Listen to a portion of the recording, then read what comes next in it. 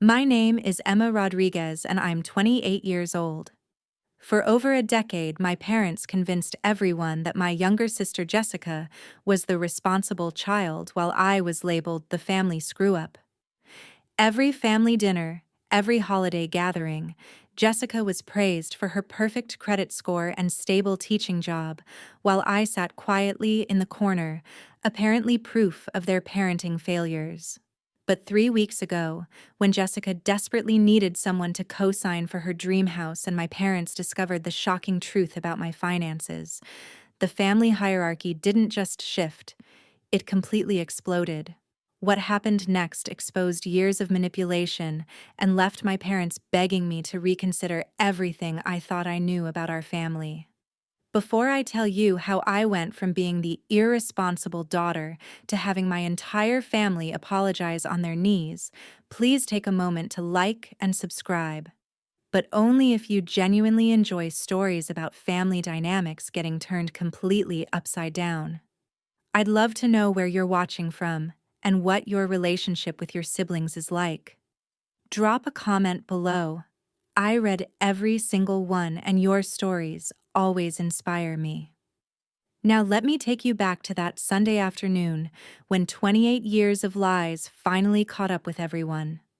I was in my downtown Seattle apartment, reviewing quarterly reports for my investment portfolio when my phone rang. The caller ID showed Mom, and honestly, I almost didn't answer. Our conversations usually followed the same script, her asking when I'd get my life together, and me changing the subject as quickly as possible. Emma, we need you to come over, my mother Patricia said, without her usual pleasantries. Her voice had that tight, controlled tone she used when she was barely holding herself together. It's about Jessica's house situation. I glanced at my laptop screen where stock charts glowed against the afternoon light. Jessica's house situation. For months, my family had been celebrating my sister's pre-approval for a mortgage on a beautiful craftsman home in Bellevue.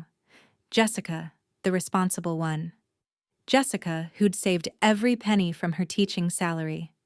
Jessica, who never made impulsive decisions like her older sister. "What's wrong?" I asked, though part of me already suspected the answer. "The underwriters want a cosigner," Mom said, and I could practically hear her grinding her teeth. "Someone with substantial assets and excellent credit.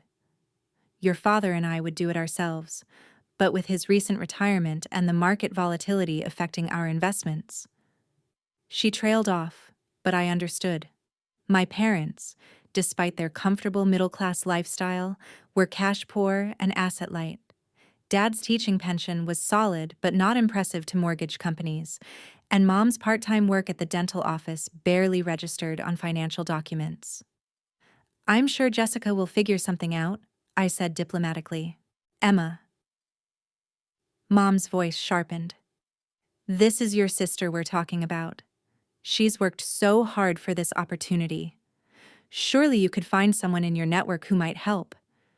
Maybe one of your—" She paused, clearly struggling with how to phrase it. "Your more successful friends?" My more successful friends.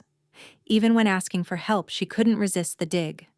In my mother's mind, I was still the daughter who'd dropped out of college, bounced between jobs, and made questionable life choices. The daughter who was always struggling, always needing guidance, always falling short of Jessica's shining example. "I'll think about it," I said, which was my standard response to most family requests. "Think quickly," she replied. "Jessica's offer expires Friday. If she can't secure financing, she'll lose the house and the deposit." After hanging up, I walked to my kitchen and made coffee in the expensive Italian espresso machine that my parents assumed was a gift from some generous friend. They'd never asked where I got it, just like they'd never asked how I afforded my downtown apartment, my car, or any of the other indicators that my life wasn't the disaster they believed it to be. I opened my laptop and checked my investment accounts out of habit. Real estate portfolio, $2. $3 million across 6 properties. Stock investments, $1. $8 million in diversified blue chip funds. Cryptocurrency holdings, $400,000 in various digital assets. Business accounts, $600,000 across my 3 LLCs. Checking and savings, $150,000 liquid cash. Total net worth, approximately $5.25 million. My parents thought I was barely scraping by. Here's the thing about my family's perception of me. It was based entirely on who I'd been at 18, not who I'd become at 28. When I'd dropped out of Washington State University during my sophomore year, they'd written me off as irresponsible and impulsive. When I'd moved to Seattle and taken a job at a tech startup instead of finishing my degree, they'd seen it as further proof of my inability to commit to anything meaningful. What they didn't know was that the startup had been acquired by Amazon for $50 million 3 years later, and my small equity stake had made me wealthy overnight. What they didn't understand was that every job-hopping move I'd made since then had been strategic, building my network and my investment portfolio while they assumed I was just too flighty to hold steady employment. I'd never corrected their assumptions because, honestly, it was easier than dealing with their expectations. When you're the family disappointment, nobody asks you for money, nobody expects you to solve their problems, and nobody scrutinizes your choices. It was lonely sometimes, but it was also freedom. Now Jessica needed a co-signer, and I was probably the only person in our extended family with the financial standing to qualify. The irony was delicious, but also complicated. Helping Jessica would mean revealing the truth about my finances, which would shatter the family narrative they'd built around our respective roles. I thought about Jessica, really thought about her, for the first time in months. My sister wasn't a bad person. She was actually kind, hardworking, and genuinely deserving of her dream home. The problem was that she'd been elevated to sainthood status partly by diminishing my worth, and our parents had orchestrated that dynamic for years. Every family gathering for the past decade had followed the same pattern. Jessica would share updates about her teaching career, her savings goals, her responsible decisions, while I'd sit quietly and let everyone assume I had nothing meaningful to contribute. When relatives asked about my life, Mom would quickly redirect with comments like, "Emma's still figuring herself out," or, "Jessica's always been our planner." Last Thanksgiving had been particularly brutal. Jessica had announced her pre-approval for the house, and the celebration that followed made it clear where I stood in the family hierarchy. Uncle Mike had actually said, "It's so nice to see at least one Rodriguez daughter has her life together," while looking directly at me. I'd smiled and nodded because what was the alternative? Pulling out my phone to show him my investment portfolio? But here's what really stung. I genuinely wanted Jessica to get her house. Despite everything, despite years of being compared unfavorably to her, I loved my sister and wanted her to be happy. The question was whether I was willing to explode our family's comfortable illusions to make it happen. I picked up my phone and called my financial advisor, Marcus Chen, who'd been managing my investments for 3 years. "Emma, good to hear from you," Marcus said. "I was just reviewing your Q1 performance. Very impressive returns on the tech sector plays." "Marcus, I need to ask you about something unusual. If I were to co-sign a mortgage for someone, what kind of documentation would be required?" "Well, they'd need to verify your income, assets, credit score, debt-to-income ratio. Basically a complete financial picture." "Are you thinking about helping someone with a purchase?" "My sister needs a co-signer for a $400,000 mortgage." Marcus whistled low. "That's not even a blip on your balance sheet, Emma. Your liquid assets alone could buy that house outright. But you realize they'll see everything, right? Your entire financial profile would be part of the application." "Everything? Property holdings, investment accounts, business ownership, cash reserves? The whole picture. There's no way to co-sign without full financial disclosure." After I hung up, I sat in my living room staring out at the Seattle skyline.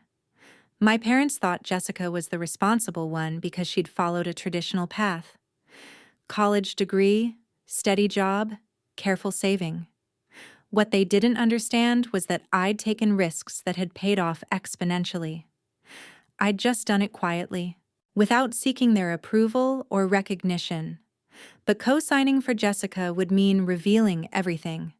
My parents would learn that their irresponsible daughter could buy Jessica's house with cash and barely notice the expense.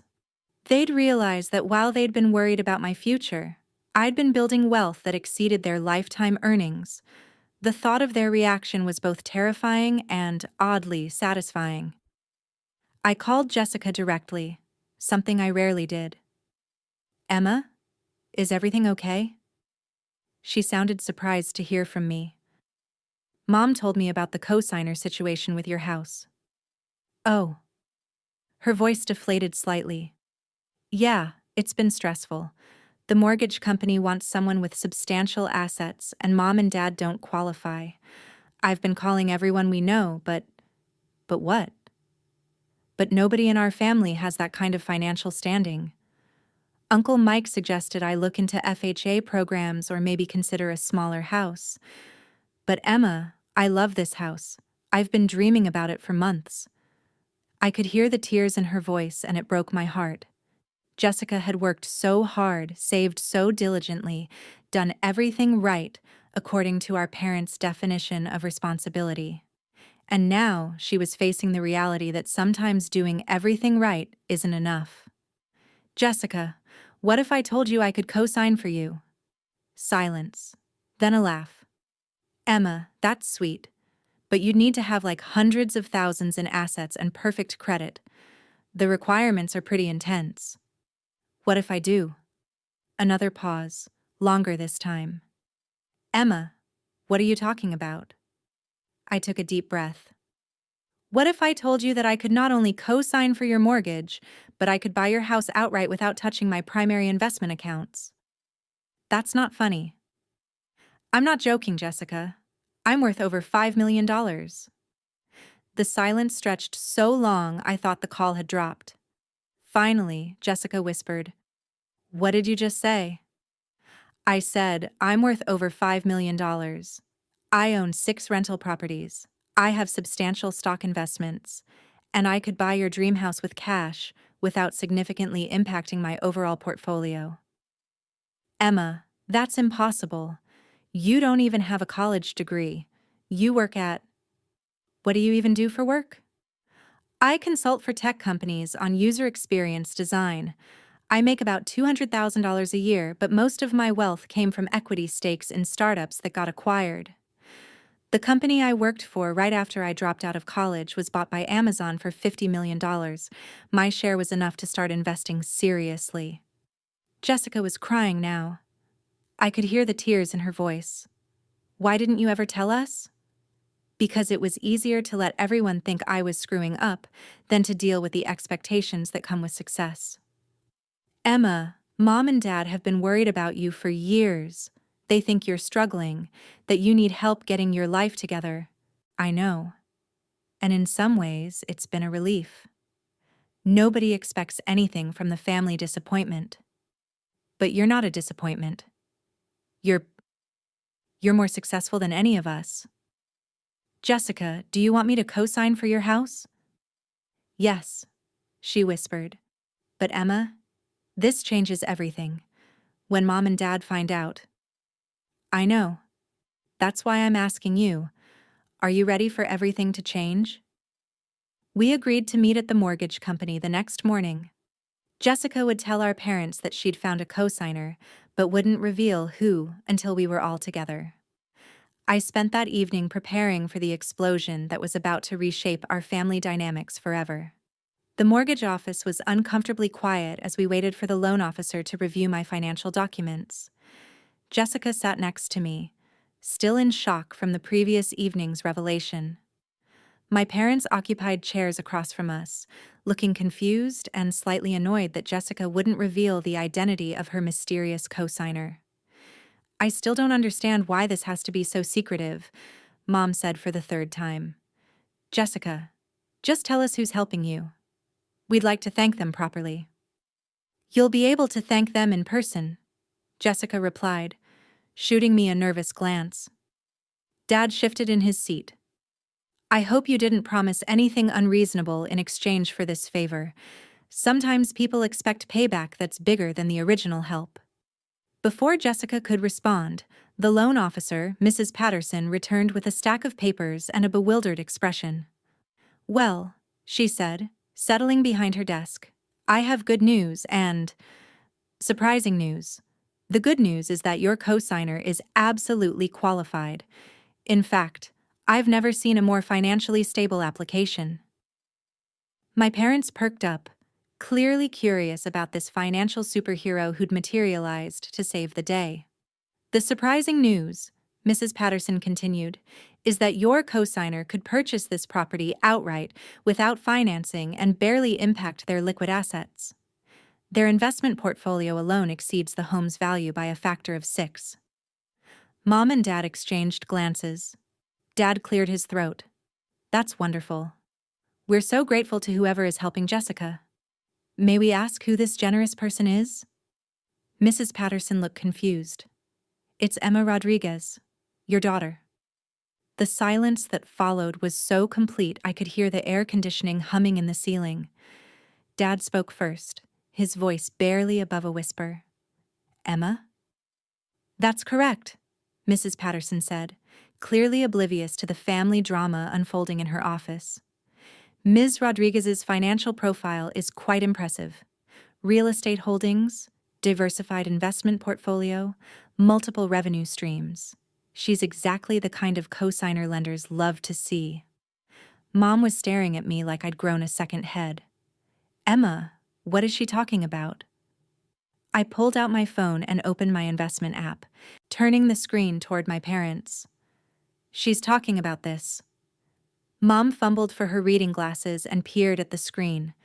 Her face went white as she processed the numbers. Dad leaned over her shoulder and I watched his expression change from confusion to shock to something approaching disbelief. Emma, Mom whispered, these numbers. This says you have over $5 million. That's correct. But that's impossible. You don't even have a college degree. You've been job hopping for years. She trailed off as the reality began to sink in. Mrs. Patterson, bless her heart, continued with professional obliviousness. Ms. Rodriguez, should we proceed with the cosigner application, or would you prefer to discuss a cash purchase? With your assets, either option is easily within reach. Dad found his voice. Emma, I don't understand. How do you have this kind of money? I've been investing the profits from my tech consulting work for about 8 years now. Plus, I had some early equity stakes in startups that did very well. Equity stakes? Mom's voice was getting higher. Emma, you work part-time jobs. You've never mentioned any equity or investments or consulting. Because you never asked what I actually do for work? You just assumed I was failing. The truth hung in the air like smoke. Mrs. Patterson, finally sensing the tension, diplomatically excused herself to prepare the paperwork and left us alone in the conference room. Jessica reached for my hand. Emma, show them the property portfolio. I opened another app on my phone, displaying my real estate holdings, 6 rental properties across Seattle and Portland, currently valued at a combined $3 million.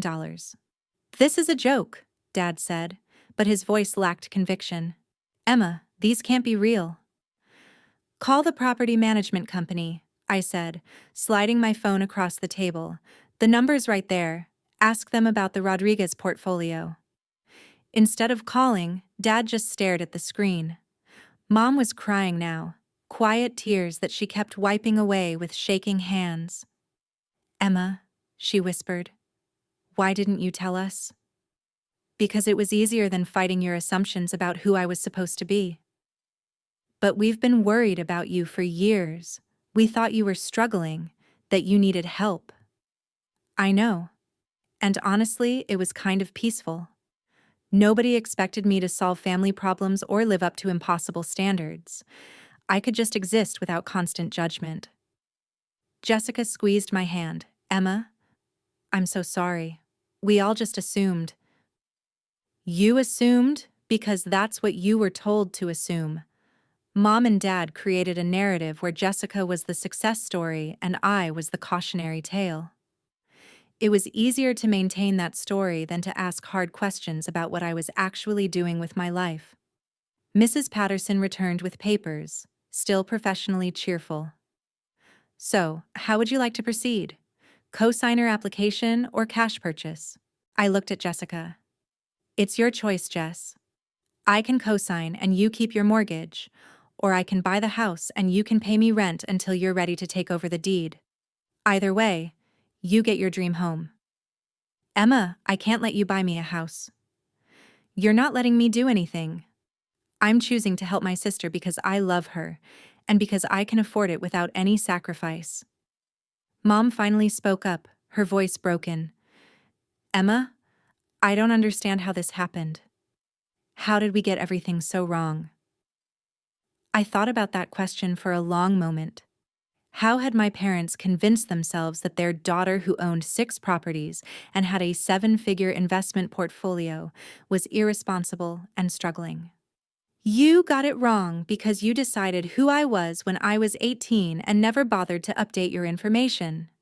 When I dropped out of college, you wrote me off as a failure. When I took a job at a startup instead of getting a traditional degree, you saw it as proof that I couldn't commit to anything. You never asked what the job actually entailed, whether I was good at it or where it might lead. Dad winced. Emma, we were worried about your future. Were you? Or were you embarrassed that I didn't follow the path you'd planned for me? Silence. Here's what actually happened, I continued. I dropped out of college because I got offered a position at a tech startup that was developing revolutionary user interface software. I was good at it, really good. When Amazon acquired the company, my equity share set me up for life. Since then, I've been consulting for other tech companies while building my investment portfolio. But you never told us about any consulting work, Mom protested. Because every time I mentioned work projects, you'd change the subject or make comments about how I needed to find something more stable. Remember last Christmas when I mentioned working with a client in San Francisco? You immediately started talking about how Jessica's teaching job had such good benefits. Jessica looked stricken. Oh God, Emma, I remember that. I thought you were talking about some freelance thing.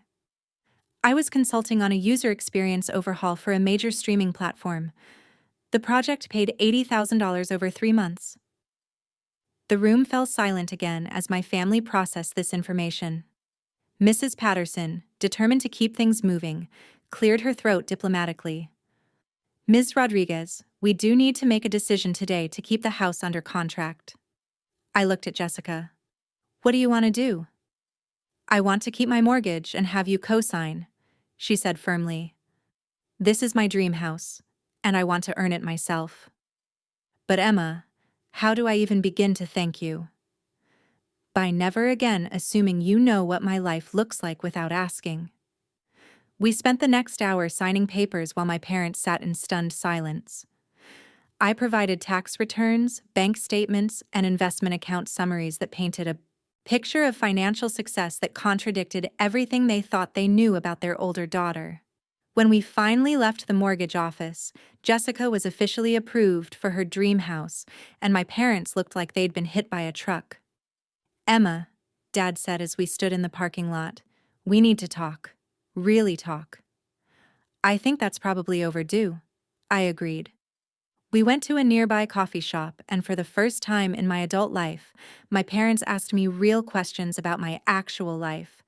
Not the life they'd imagined for me, not the cautionary tale they'd constructed, but the real life I'd been living while they weren't paying attention. Tell us about your consulting work, Mom said, and I could tell she was genuinely trying to understand. I specialize in user experience design for tech companies. Basically, I help them make their software more intuitive and user-friendly. I work with about 6 clients regularly, and I charge between $150 and $300 per hour depending on the complexity of the project. That's a real career, Dad said, sounding amazed. Yes, Dad, it's a real career. I've been doing it for 8 years. But you don't have a degree in computer science or design. Neither do a lot of people in tech. The industry cares more about what you can do than where you went to school. My portfolio speaks for itself. Jessica leaned forward.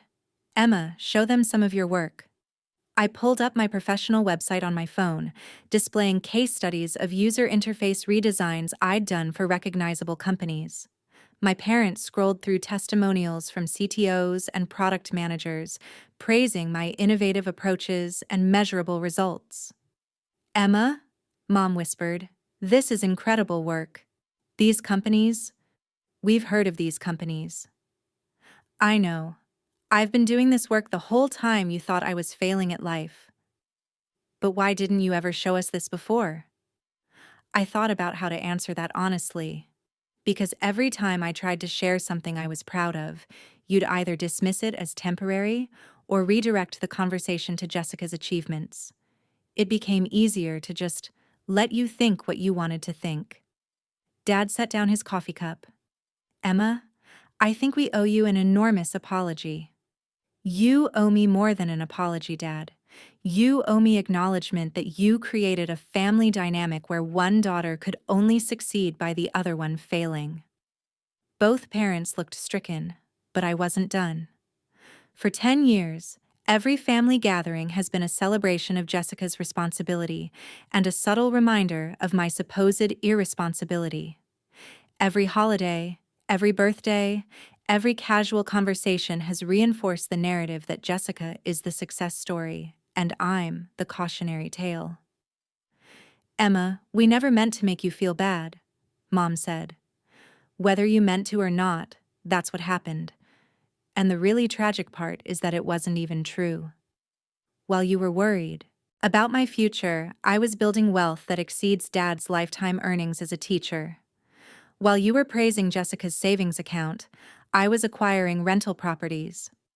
While you were hoping I'd get my life together, I was already living a more financially secure life than anyone else in our family. Jessica spoke up, her voice small. Emma, I feel terrible. I've been benefiting from this dynamic without even realizing it. Jess, you're not the villain here. You worked hard, you made good choices, and you deserve recognition for that. The problem is that your success was elevated partly by diminishing mine, and none of us questioned that narrative. But what if we change it now? Jessica asked. What if we start over? I looked around the table at my family, really looked at them, for the first time in years. They seemed smaller somehow, less intimidating, more human. Starting over means acknowledging that you got it wrong, I said. It means admitting that you wrote me off without understanding what I was actually doing with my life. It means recognizing that success doesn't always look like what you expect it to look like. Dad nodded slowly. Emma, we got it very, very wrong. And I think maybe we got it wrong because it was easier to worry about you than to admit that you'd succeeded in ways we didn't understand. That was surprisingly insightful, and I told him so. Your success is intimidating, Mom added quietly. You dropped out of college and still ended up more financially successful than your father and me combined. That challenges everything we thought we knew about how success works. Success doesn't require anyone's permission, Mom, and it doesn't have to follow a traditional path. We talked for 3 more hours, covering years of missed conversations and misunderstood achievements. By the time we left the coffee shop, something fundamental had shifted in our family dynamic. Not fixed. That would take time, but shifted. A week later, Jessica got the keys to her dream house, and our parents asked if they could take me out to dinner to celebrate both Jessica's new home and my successful business. It was the first time in my adult life that they'd suggested celebrating something I'd accomplished. At dinner, Dad stood up and made a toast that I'll never forget. To Emma, he said, raising his glass, who taught us that success comes in many forms, and that sometimes the child you think needs the most help is actually the one who could help everyone else. We're proud of you, and we're sorry it took us so long to see what was right in front of us. It wasn't a complete transformation. Years of family dynamics don't change overnight, but it was a beginning. And for the first time in a decade, I felt like I belonged at the family table not as the cautionary tale, but as myself. 6 months later, Jessica sent me a photo from her new kitchen, cooking dinner for our parents. The caption read, "Hosting. My first family dinner in my house that my incredibly successful big sister made possible. Still can't believe I have a millionaire for a sister and never knew it." But the real victory came at Christmas when Mom introduced me to extended family not as Emma, who's still figuring things out, but as Emma, who runs a very successful consulting business and has been incredibly generous to our family. I'd gone from being the family disappointment to being recognized for who I actually was. A successful businesswoman who'd quietly built wealth while everyone was looking the other way. Sometimes the most radical thing you can do is succeed without permission and wait for the world to catch up to your reality. If you've ever been underestimated by your own family, or if you've succeeded in ways that others didn't recognize or understand, I'd love to hear your story in the comments below. There's something powerful about realizing that other people's perception of you doesn't have to define your reality. And if this story resonated with you, please consider subscribing. We're building a community of people who understand that success doesn't always look the way others expect it to, and that sometimes the most important validation comes from within. Remember, you don't need anyone's permission to be successful, and you don't owe anyone an explanation for how you choose to build your life. Sometimes the people who love us most are the last ones to see who we've actually become. Until next time, this is Emma reminding you that success speaks for itself. You just have to decide whether you're ready for others to hear it. Thank you for listening to my story. I hope it inspires someone out there who's been quietly building something amazing while others weren't paying attention. Your success is valid whether anyone recognizes it or not. And Jessica, if you're watching this, thank you for being brave enough to let me help you get your dream house. It ended up giving me something even more valuable, a family that finally sees me for who I really am.